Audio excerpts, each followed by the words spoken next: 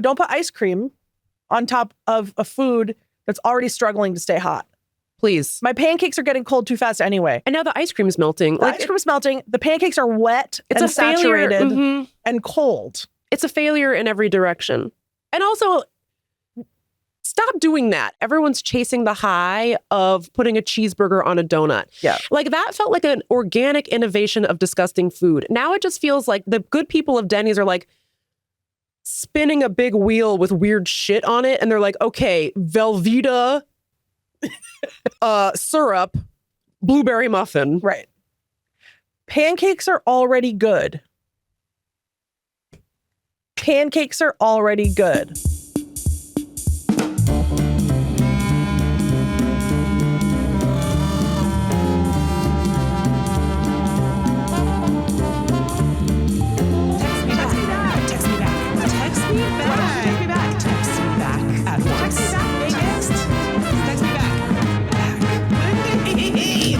That again.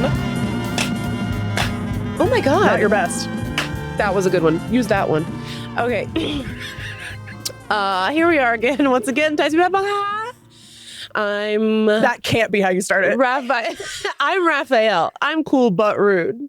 And you're Leonardo. Leonardo leads. Donatello does machines. And Michelangelo is a party dude. Yeah, so. Welcome to Text Me Back podcast. Inside each of us is two turtles. I believe I already said welcome back. Welcome to Text Me Back. Didn't. I believe we covered it. You said, we. You know that one? Yeah, it's a good one. We're here today in person again.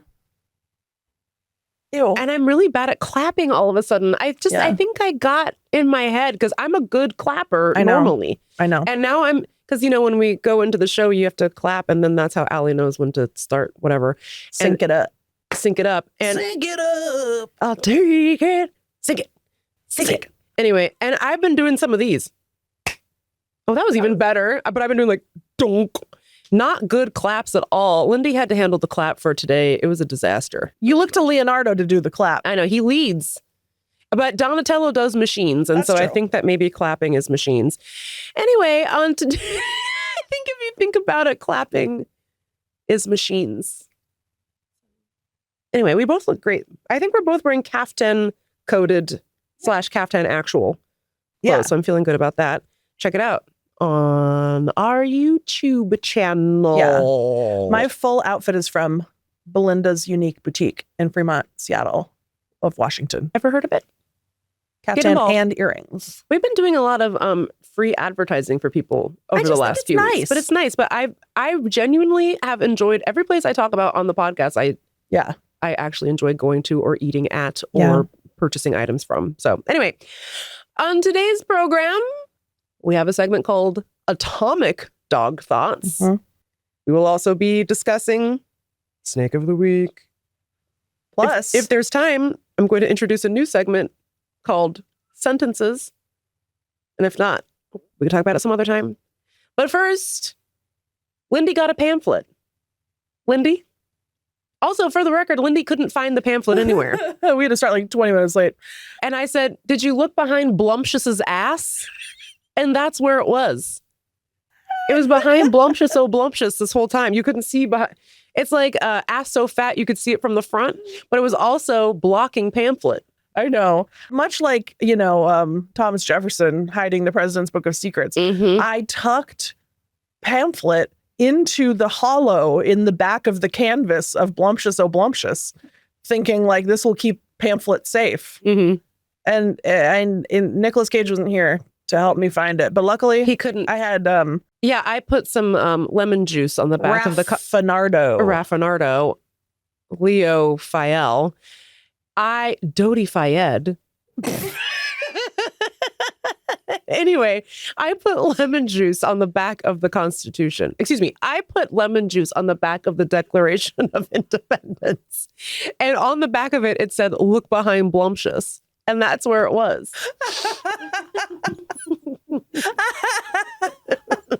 I'm so hot. Okay. I got a pamphlet Now, I didn't get this pamphlet. Oh, but the segment is called Lindy Got a Pamphlet. Roya got a pamphlet. Oh, she gave it to me. Okay. So, TEHMEHBACHPAHCIAÂ has trouble sleeping. He has chronic insomnia.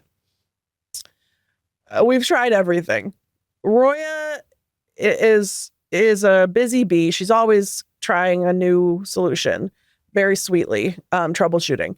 So she ordered online an eye mask. And I think, he's had eye masks before that, I don't know, just didn't stick. Like, or not physically, but like, he would he'd wear them a few times and then kind of like stop wearing them. I don't know, maybe they were uncomfortable. So Roya ordered a new eye mask that was maybe like a little bit nicer. I don't know. Silky, large. Silky? I don't know. Large. Anyways, let's just say it wasn't like designed by Donatello. Okay. No, it was not designed by somebody who does machines. There's no like complicated technology. It is truly just an eye mask, but just sort of like a nice eye mask. Okay. But it's like a elastic band covered in satin and then a black mask shaped mask with no eye holes for sleeping. But it came with this pamphlet. It came with this extensive piece of literature that is really something, Meagan. Okay. So I've not seen this, by the way. Yeah. So on one side, it has a little diagram of the eye mask. It says our story. Okay. It says a small improvement can sometimes make a huge difference. And the original intent of caring for your family can lead to a great cause. ... What? A small improvement can sometimes make a huge difference, and the original intent of caring for your family can lead to a great cause, as you're always saying. Many have been saying it over the years. Yeah. And then it has this illustration. Yeah, of like an old Polaroid camera, maybe? Yeah, it's but like on a keyboard? Sort of like a drafting station. Yeah. Someone is designing the eye mask. And right away you think, 'twas not made by human hand. No, it was made by Synergy after he created Gem. Correct. And I just find this pamphlet to be an incredible example of people getting too excited about what they can now do for free. So on the other side, it has a letter from the founder of the eye mask.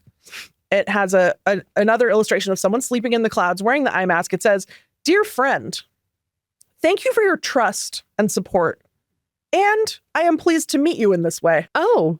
Having seen my father suffer, oh, I am even more eager to help more people. We have always focused on providing high-quality eye masks to help people enjoy deep rest and sleep. We hold extremely high standards for product quality, from the selection of raw materials to the inspection of finished products, strictly controlling every step. Moreover, we understand that after-sales service is an extremely important part of the shopping experience." And then this is bold. "So we promise to provide comprehensive after-sales service for each customer, including worry-free returns and a professional customer service team standing by at all times. All times. Ensuring your shopping experience is worry-free. He sees you when you're sleeping and he knows when you're awake. Here, we hope our products can be a part of your wonderful life. Wishing everyone quality sleep, your friend, Tina." And then it has a smiley face. Tina's drawn a smiley face on it. "After watching my father suffer." Okay, Meagan, you open it up. First of all, do we need that many instructions? On one side, surely you just put the eye mask on. On one side, you have 6 pages of instructions for how to use the eye mask. Now, I think it's the same instructions in different languages. Yes. Oh my God. But why do we even need 1 page of instructions? It's just put the eye mask on. On the other side, Meagan, is where the fun really gets going. Tina has included a graphic novel about the origin story of the eye mask. Okay. Oh my God. And I'm going to tell you about it. Okay, well, we already know her father suffered, so I look forward to hearing more about that. And in case it's not abundantly clear, this is it's an AI slop, like mega masterpiece. This is a crazy thing to do. Yeah. Okay, so It says, don't worry, you're going to find out about the father. Okay. First panel. My dad is a courageous firefighter. And then it has a little picture of him. Hot, sexy dad. He's really good looking, even though he's not a real guy. He's really good looking. And then, God, I can't even read it. Hold on. Like the like typeface is like, first of all, different typeface in every panel. My dad is a courageous firefighter. Okay, so then the dad's standing outside, like in front of a fire truck. He's smiling. Next panel, the dad is silhouetted against a fire, just like Backdraft. Just like Meagan. Do we ever talked about Backdraft? No, we've never talked about Backdraft. Okay, well, but that movie, oh my God, got me good. I think I watched it when it came out when I was like too young, 9 or something. Remember that guy's fucking face gets melted off by the backdraft. Girl, Meagan, the guy gets blown out of the building and impaled on the freaking wrought iron fence. Okay, my dad is a courageous firefighter. He's silhouetted against the fire. It says 3 exclamation points, just sort of scribbled on top of his head. Then, okay, there's a white box. The text is black, surrounded by a white border, surrounded by a black border. The famous readable font. This is why I have to take my glasses off. Yeah. On top of the white box. Okay, this is the dad's dialogue. He says, "A little girl is inside the inferno." Yes, that's what they're saying. Okay, new font, the little girl. She says, "Help me, help." Then we have an action shot of the dad's legs ruining. It says R-U-N-I-N-G. Ruining. Oh, ruining. He's ruining to rescue her. Okay, now he's got her. He put his helmet on her somehow at lightning speed. They're having sort of a romantic forehead to forehead. Oh, I mean, not to make it weird, but maybe I'm making it weird. Tina made it weird. I think Tina made it weird. That's weird. It's weird. Then she looks up with wide eyes. Totally different art style from the first panel, by the way. Right. She says, "What happened to your eyes?" Oh, that's the first of her worries as she's trapped in the inferno. Yeah. And I don't know if they're trying to say that his eyes got. I assumed that they looked sleepy because he doesn't sleep, but I don't know the whole story. I think he gave her his fireman helmet, so then the fire burned his eyes. I don't know. Then he's at the doctor. The doctor is also hot, by the way. Yeah, everybody. But the doctor looks like a hot guy from, is that Tarzan? Or like a Search for Atlantis. Yes. He looks like the nerd from Atlantis. I'll put all this online so you can see it. Okay, the doctor says, "I'm sorry." New font, by the way. Another new font. The dad is lying in a bed with a white bandage over his eyes. Due to not wearing a helmet, dad's eyes suffered irreversible damage. Which is like, he is wearing a helmet. In the 10 seconds, he took the helmet off and gave it to the child, who, by the way, also was in the eye-damaging inferno for like way longer. His eyeballs fell out. And she was somehow saved? Why are her eyeballs fine? She was already in there. He ran in wearing a helmet. Who knows how long? Hours, even. Okay, so due to not wearing a helmet. Okay, now, time lapse forward. Dad's now out of the hospital. So he's wearing sunglasses. He's standing out in the sunshine. He's got his hand like this. He says, "Is the morning sun always this blinding?" And then now it's nighttime. His eyes still hurt. There's also like a timestamp in the corner as though this was a screenshot from a video. It says 03:09. I don't know. Very strange. He says, "Perhaps I should apply an ice pack." Is it an alarm clock? Hey, who could say? Who can say? He says, "Perhaps I should apply an ice pack." So he thought it was just the blinding morning sun, but his eyes still hurt at night. Perhaps I should apply an ice pack. Caption: watching my dad suffer from sleepless nights has been a heavy burden on my heart. From eyeball damage? I often ponder how I can help him. In fact, I've asked him before if he regrets it, but he simply ruffled my hair and said, "Never." Now, again, okay, another question. Is Tina the girl in the building? In the inferno? A little girl is inside the inferno? Why would you send your own dad in? Isn't that some sort of conflict of interest? To send your firefighter father into an inferno to rescue you? I cannot operate on this boy. He is my son. Who was the doctor? The baby was the doctor. The grandma was the baby. Okay. Then she says, during a shot, I don't think Tina was the girl in the building. No, that doesn't make any sense. Not that any of this makes any sense. But they did make the girl look like Tina. So, okay. She sees herself in the Inferno baby. During a shopping trip one day, and then there's, she's at a store called Hospital, and then she's at a store called Hospital. Well, they put hospital in the montage of the shopping trip. I see. Hospital, and then she's at a store called Supermarkets, plural. I hate it when it's just the one. There's also, can you look at this? There's also like a baby falling from the building. Can you see that? There's like a silhouette of a baby falling. I wish I had my reading glasses. Well, I'll show it to you later. No, it looks like a phantom baby falling from it. It looks like when Peter Pan gets separated from his shadow. So Peter Pan's shadow is falling out of the supermarkets. Yeah. Okay. During a shopping trip one day, ... And then it's like, there's no more information, but she clearly comes upon a store that just sells like 20 different eye masks for sleeping. They're like lined up on the shelves. And then that's the kind of quality I expect from supermarkets. Yeah. But it really leaves you to figure that out yourself. Like, it's hard to tell what's in the picture, but context clues, I figured it out. Yeah. She says, I think he'll like the gift. Okay. Okay. He's sitting looking happy. She's handing him a present. And he's wearing sunglasses. Yeah. So he looks really cool. He looks really cool. But rude. Okay. Now he's asleep. He's wearing the eye mask that she got him. I like the gift. He says, I like the gift. Yeah. But he's sleeping. He said, I like the gift. Then it says, but, and then one of those little wiggly lines, which I don't know, like a tilde, but alone. Like, I don't know what it's trying to say. Okay, so there's two problems. It says shedding, sunlight leakage. And I don't know what shedding is. Shedding? It looks like what they mean by shedding is that the strap broke, but they called it shedding. In the picture, it's the strap being broken. Is that her? Is that Tina? That's Tina. Now, why is Tina Tina's a baddie. Like a sexy anime scientist? Yes. Okay. That's what she is, a scientist, Megan. She invented. And now she's the same age as her father. She's her father's. The baby is the grandma. Okay, then she says, as a designer, she got even more sexy in this one. She has a half pony. She has a high pony. Yeah, it's super cute. Pony. Mm-hmm.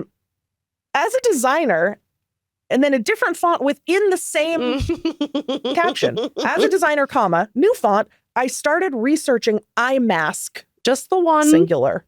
And she's sitting at a computer. And then it just says, it has like a weird scribble. It says, studying fabrics. Okay. She goes back, she talks to the hot doctor. Nice. The doctor says, the eye mask offers several benefits for sleep. Then she's back, they're back on the white background, black text, white border, black border, white background. She said, consulting with sleep doctor, keep trying. Meanwhile, she's sort of outdoors against an industrial landscape using her... She's on a light pole. Yeah, using her sewing machine outside, sewing a new sleep mask. Months later... Honestly, can I say something? I don't know where this is going. But why isn't this a story about how Tina and the doctor get together and get married? It should be. And maybe... Or whatever type of relationship they want to have, you know? Do you think that it's illegal for me to steal the characters from this story to write a that's not romance anything. Novel? Yeah, go ahead. You don't think Tina will sue me? I don't think Tina's a real person, I'm going to be honest. There's a picture of her right here, Megan. There's a photorealistic photograph of her. Okay. So then months later, she has created the ultimate eye mask. It says, ta-da. Ta-da. Okay. Ta-da. Dad's wearing the eye mask. He's lying in bed. By the way, her dad is still young and really hot. Really hot. Now maybe younger than Tina at this point. Yeah, it's hard to say for sure. Also, is the eye doctor just consulting for free? Like, does he have own? Yeah, he should get a. Does he get a point? Like an equity point? Yeah, like an equity stake in the eye mask. And which, by the way, what's the name of this product? Couldn't tell you. Like, there's eye mask. It doesn't. I guess silk sleep mask. Silk sleep mask. Sleep better, live healthier. Please read the instruction carefully before use. Read 6 pages of instruction carefully before use. Tina's company does not have a name. Okay, as far as I can tell. Okay, good for her. Dad's lying in bed. He's wearing Tina's new sleep mask. He hasn't slept in months. His eyes he's hurt. been suffering. It's like so unclear why his eyes hurting make it hard for him to sleep. It doesn't make any sense. Just close them.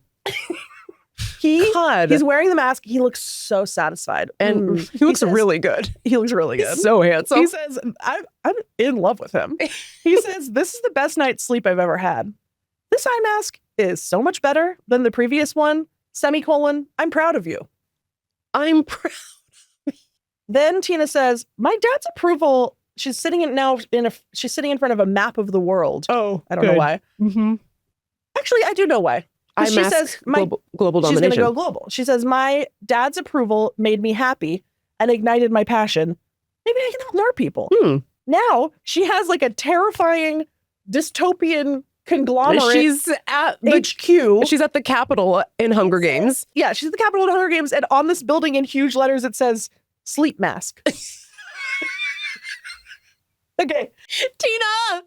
Now we're inside the building. She says, I founded a company with two passionate friends. Thruple. Oh, we're two passionate friends. Two passionate friends. We started selling our products all over the world. And then this is apparently some kind of slogan. It has a little collage of people all over the world wearing the sleep mask and being asleep. All of them are hot. And then it says, for young and old, exclamation point, asleep so deep. In every corner, a promise we keep. Oh, great! And then this has some sort of like science slop graphics. She says, "We still keep on developing new products and the pursuit of the never ending." Whoa, that got so wow! I'm scared. The pursuit of the never ending. Sounds like Carl Sagan. Sounds like little Stranger Things. Little blue dot. The pursuit of the never ending.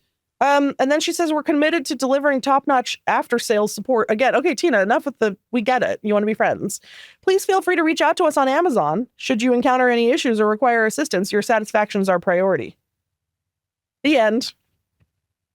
Lindy got a pamphlet. Lindy got a pamphlet. She sure did. I don't like that. Why? After watching her father suffer, she helped people all over the world. She pursued the never-ending. Pursued the never-ending. Eye mask. Not only that, she also, for young and old, asleep so deep, in every corner a promise we keep. That is so much just, she sees you when you're sleeping, she knows when you're awake. Tina is Santa Claus. Tina Claus. And that's why her dad is so hot and young. Because isn't Santa Claus a magic elf, an elf, but big? A jolly old elf. You guys need to see Tina's dad. Dude. He is fine. Get ready. Hall pass.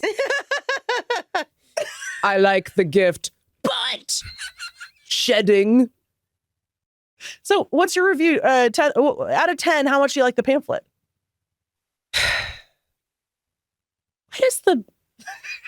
Why does the camera have a keyboard? It has the camera on the front of this looks like the keyboard that they use like to take stenographer. Yes, to do that looks like a stenographer. Like 13 buttons. By the way, the drawing that Tina has done of the eye mask, this is the worst looking piece of shit I've ever seen. It looks like she started to draw the golden ratio in the top corner, and then it turned into eye mask.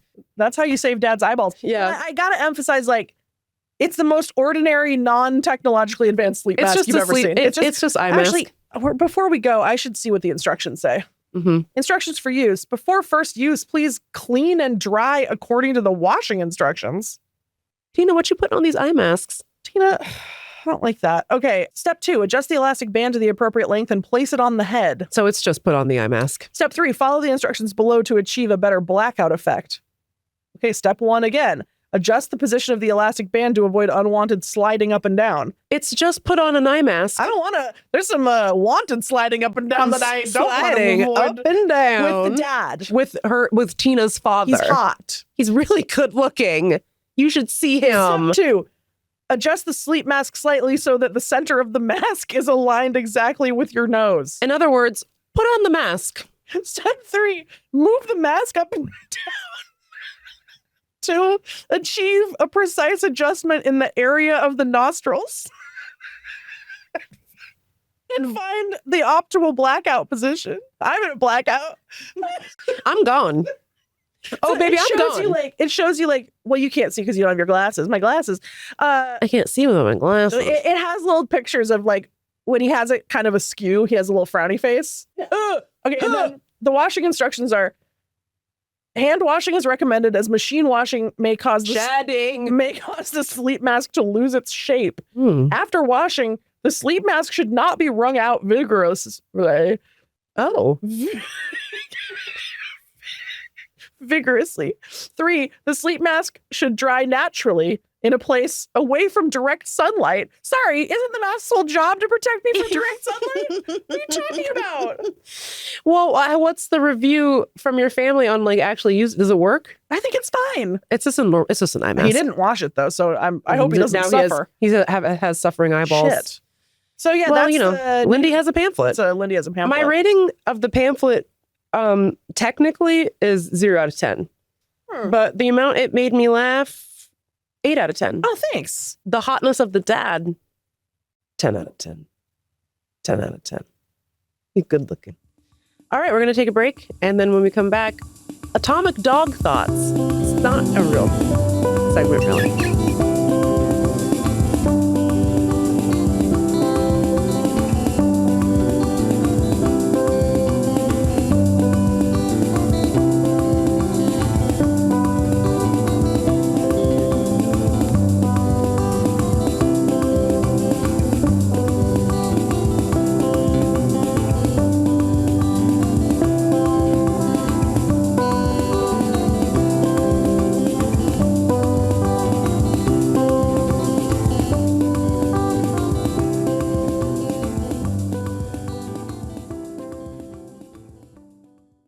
Okay, we're back. Here's my problem. Here's my mental illness.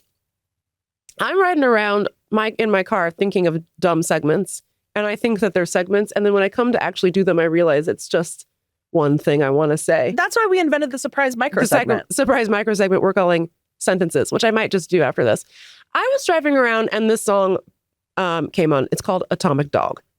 Nasty dog. You know what I mean? I do know. Bow wow wow yippee yo yippee yay, bow wow yippee yo yippee yay. And I can never remember if it's just George Clinton, is it Parliament, is it P-Funk? Like the universe is so expansive I couldn't possibly tell you which of them, but George Clinton was involved. Anyway, it's a great song. I love it so much and it's funky as hell. And I love when it comes on in my car because I like to sing along with it. And I was just driving along listening to it. And I remember like when I was a kid, I didn't pick up on the very, very subtle metaphor in the music and the song. You're like, it's a song about dogs. And it just made me, I love dogs. And it's just, to me, it's so funny to think of it literally as a dog, like a Shiba Inu in a restaurant. Just pondering the meaning of what it means to be a dog. Pondering what is the true business of a dog other than pee pee poo poo. Yeah. It's to chase the cat. Right. Why must I be like that? Why must I chase the cat? And I used to think that was so funny when I was a kid. Why am I here? Who am I? What is the meaning of this dog's life? Yeah. And it just made me laugh. And then I was sitting in the car and I was like, I wonder how long it took me. Because I can't pinpoint the exact moment where I was like, oh, right. The cat. Right. The dog chases the cat. George Clinton is the dog, you see. And so I just had this atomic dog thought where I just had this thought where I was like, I think atomic dog is the original dog thought. Except it's not, because as you always point out and insist, dog thoughts is not. It's not what a dog is thinking. It's what I think about the dog. I guess what the dog thought really is my thought about atomic dog is it's funnier if you think about it literally being a dog pondering the nature of his life. Also, a dog didn't write the song, so it could be George Clinton's dog thoughts. Like the way he thinks a dog is thinking. And what George Clinton's dog thought is, why must he chase the cat? Yeah.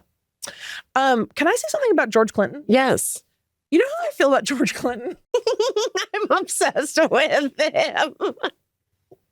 I just realized this as you were talking, that when I think about George Clinton, my overwhelming sort of how do I phrase this? What does George Clinton look like? I don't know. You know, it's such a question. It's like when you see a picture where they're like, we had to shave this bear. And you're like, that's what a bear looks like? Or like people are always posting mangy foxes on Reddit and being like, is this a coyote? Is this the chupacabra? No. Yeah, like, no, that's just a fox. Like, I don't want this to happen. I don't want someone to shave George Clinton. But if they did, we would never recognize him. If he got caught in a thunderstorm, we would never be able to pinpoint his exact location ever again. And I think it's cool to be a famous person and a very ostentatious, visible, hyper visible person, and yet no one knows what you look like. I think it's sensational. I was watching the Earth, Wind, and Fire documentary, which is on HBO, that was directed by Questlove. And it's about how Earth, Wind, and Fire kind of found their sound. And it's like this blend of like funk and all this other stuff and whatever. And but they were also sort of like hippies. Yeah. And they're like into astrology and stuff. And like eating green drink before green drink became like famous. Yeah. And so anyway, so they were trying to figure out like what niche does this band kind of fit in, because they did like do some disco too, but like they started out as like a funk band, and so they were opening for P-Funk, I think, in Philadelphia, and they they like went out and they did a show, and everyone was like, okay, well, thanks. Then P-Funk comes out and absolutely tears up the whole concert venue, right? And then they show a clip of it, and it's just George Clinton coming out. By the way, it could have been anyone. And they were like, that's George Clinton. And I would have been like, if you say so. I don't know. I've never seen that person before, right? To your point, right? And because he didn't have the hairstyle we associate with George Clinton these days. Anyway, he comes out, he walks up to the mic and goes, penis! And then he laid down a groove. And so then Earth, Wind, and Fire was like, they tore us up. Like, that was the funkiest groove I've ever heard of in my life. Then every time they run into George Clinton, they have run into George Clinton since that event, which occurred in like 1973. George Clinton turns to them and goes, remember when I tore your asses up in Philadelphia? He got them. And then they go, yeah, that was a funky ass groove. And I said, I want to be accused of creating a groove so funky that I tore somebody's ass up, but I'm not. Anyway, so that's my atomic dog thought, but then that just leads me to a new segment I'm calling sentences. Yeah, because the real issue is that I have a thought that I think might become a segment, but it's not. It's just a sentence. It's just one sentence, which is what we just discovered with atomic dog thoughts. So here's my notes app list of sentences. I don't know if I will bother to explain what I was thinking when I wrote them down, but we'll see. The first one is that thing in spy movies where a guy shows up dressed up as a cop and all the other cops are like, oh, okay. You know, that was on my mind because I was watching Mission Impossible Rogue Nation, I think it was. The Rogue Nation? Doesn't matter. Anyway, it's the one where they go to the Vienna Opera and the bad guys, one goes in as a flautist. And his gun is in the shape of a flute in his little flute case. And he just goes in with the orchestra through the metal detectors and stuff. And I was like, genius. Hello? Like, no one else in the whole orchestra was like, who the fuck is that? If you're in the orchestra, don't you know who all the flute players are? Why isn't everyone like, where's Hendrix? Who the fuck is this man? It's Osama bin Laden at Roland Garros. This man... This is the long con of this guy. He became a world-class flautist just so that he could sneak into the Vienna Opera and assassinate the chancellor. Insane. Anyway. Or then I just feel like it happens where like the bad guy's always dressing up as a cop and all the other cops are like, hey. Yeah. You don't know him? You don't know him. Why? No, none of you are like, who is that? It's my first day. It's my first day protecting the president. That's how you get him. So stupid. Anyway, then I have here, let's stop pretending Psy doesn't slap, the Korean singer. Oh boy, tell me about it. Now, come on. Gangnam Style is a fucking great song. And I'm not going to sit here and act. Also, here's what the other thing. This is like me being too serious. I feel like we treat songs that come from overseas as like little jokey jokes. Psy is legitimately extremely famous in Korea. And it just because he popped off one song that we all think of as like a novelty song, don't disrespect him. Don't. Don't do that. Don't ever do that. Don't disrespect him. And also, Gangnam Style is a good song. When that shit comes on, I like to play solitaire on my phone. Because yeah. Why do I have to explain why a person plays solitaire? You may have heard of it. And in the solitaire app that I play, when you win, then it does an animation where the cards come out and like do a different little animation every time. And sometimes the cards form into two little men made of cards, and they do it Gangnam Style. Oh my God, I love that. I love that. It rocks. So if you act like Psy doesn't slap in front of me, I'm going to get really pissed off. I also wrote rewatching X-Files because I was rewatching X-Files. I started rewatching X-Files recently. I'm kind of struggling with it, if I'm being honest. Really? I grew up watching that show. I love it, and I will love it forever. And I'm very excited about the Coogler reboot. Mm-hmm. But I was struggling with it because I just think that the political era we're going through now makes it really difficult for me to empathize with whatever the fuck Mulder's problem is with aliens. I'm like, I don't have time. Shut the fuck up. You work for the FBI. Go solve something. Covering up aliens is the least of their crimes. 100 list of issues I have with the FBI right now. Yeah. Okay, then I have the garbage crime. I don't have time to get into this, but my neighbor is illegally dumping trash in. Here's the thing. If she would just put the garbage in the bin, I would never know. But she drags it over from her house. And by the way, ask me how I know who she is and where she lives. I'll tell you. She's dragging it over, and then instead of putting it in the bin, she just leaves it next to the bin, and she doesn't tie off the top. So rats get in the garbage and pull all of the shit out. Why would you do that? Why do it that way? Just tie it, at least tie off the top, or put it in the bin. I don't care. Anyway, so I call DC 311 and I say, somebody's illegally dumping. They come out and they say, no, you have to pay. And she like leaves furniture there and stuff. And they're like, you have to prove it's illegal dumping, or you have to pay your garbage company to come clean up her trash. And I was like, what do you mean I have to prove it's illegal dumping? They're like, go through the garbage and find something with her address on it or with somebody else's address on it, and then we'll come back for it. So now I have to root through this fucking lady's trash, and she leaves stuff in there with her name and address on it. So then you did it? I'm not gonna fucking pay to clean up someone else's illegal fucking garbage. So I put gloves on and I washed my hands. I disinfected myself after. Anyway, so I send a picture. I'm like, here you go. Here's where she lives. Here's her name. And so they came and got the garbage. Then every time since then, and that was so irritating and so gross that every time since then, I just leave it because our garbage company will pick it up. It's just that I'm not going to pick it up and put it in the bin. It's not my trash. And I obviously am not going to contact 311 if they're going to make me root through the fucking garbage. So anyways, check this out. We get a ticket from the city for unsanitary disposal of trash. And I said, excuse me, that was Carletta. I won't say her whole name, who lives up the street. That wasn't fucking us. So then I, once again, donned my gloves, went through all the garbage, found evidence, and then I had to send it into an administrative law judge to be like, this wasn't our fucking trash. I can't believe you never told me about this. Right, well, because I was saving to talk about it on the podcast. Then I contact my ANC, which in DC is like a baby city council person. This fucker never contacts me back. These people don't have anything else to do but be upset about garbage, and they never wrote me back. Then I loop in my city councilwoman, who is now going to be the mayor of the District of Columbia. Okay. Her fucking people never get back to me either. So then I'm like, you know what I'm going to do? I'm going to start contacting her policy staff, because the policy staff understand this lady's running for mayor. The most important thing you should be doing is getting back to me about garbage so that I don't vote for some other dickhead. And she wasn't doing that. So then I start contacting her policy staff. Immediately, they respond. And they're like, we're looping you in with the Department of Health. We're Swamp Insider. It was insane. It was so insane. Incredible. But then they eventually did stop contacting me. And also the administrative law judge never got back to me. So I need to follow up with that. But that's the garbage crime. Next, commemorative paper tickets. I was watching them, and I think we're going to have to skip Snake of the Week. I'm so sorry.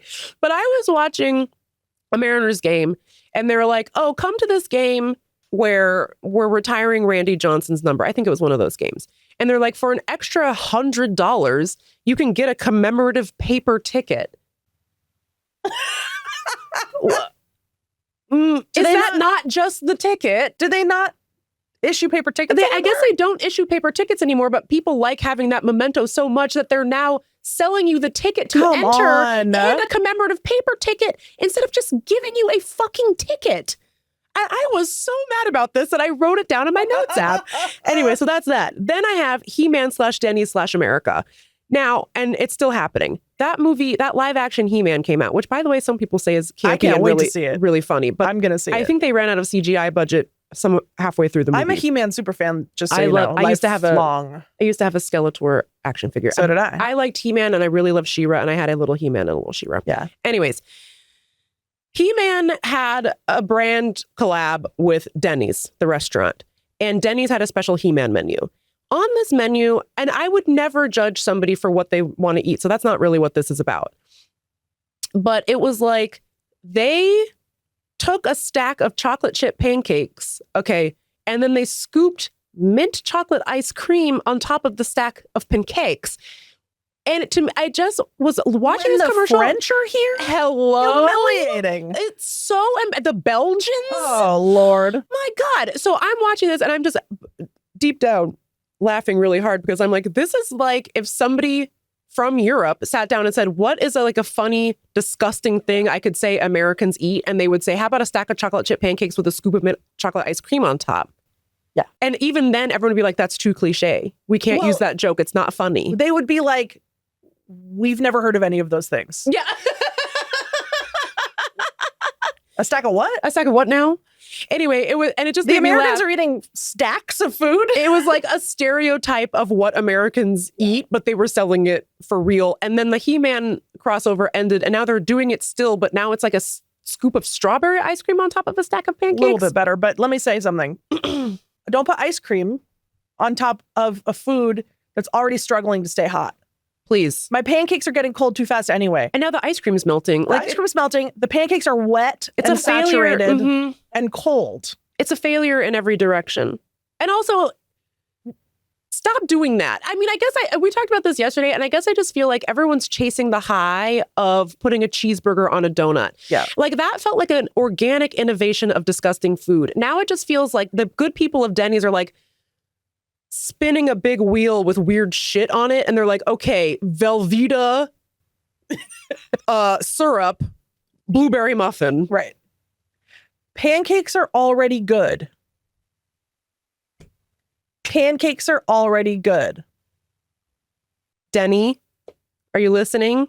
Den? Anyway, the last sentence in my list of sentences, I'm just going to say, it's called The Duality of Megs, but I'm not going to say anything further about it because I think that really is a real segment. So, and that's a new segment we're calling Sentences.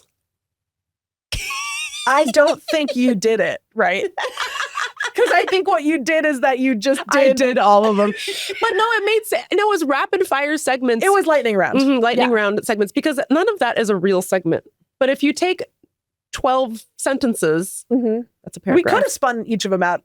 No, but not possible. I like it was efficient, and I liked it. Thank you. And although now I think we're gonna have to bump snakes. We're gonna bump snakes. We'd like to apologize to Matt Damon, the snake.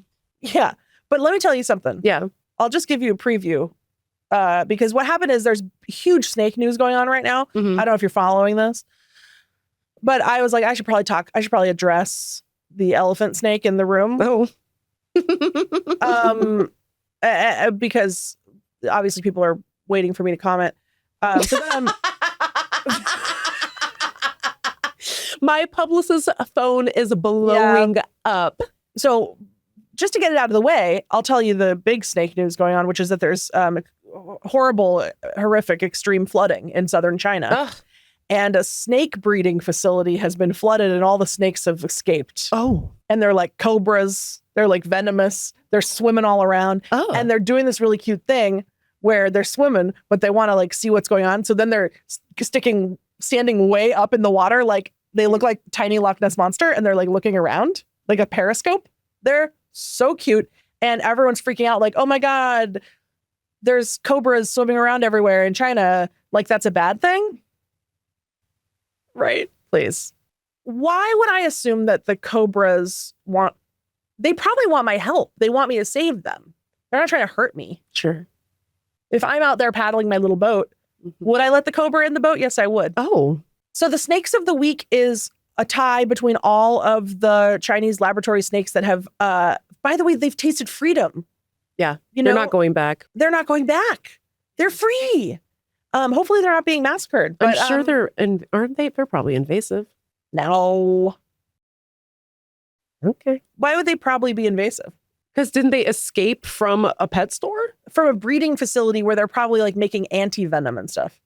They're probably milking them. So that would be why they're invasive. Why does that make them invasive? Because why are they in a breeding facility making anti-venom? Because people get bit by them. That means they're not invasive. They're there. I don't know. They're endemic. Right. If you're a snake, let us know. Please. We're going to take a break and then we're going to end the show.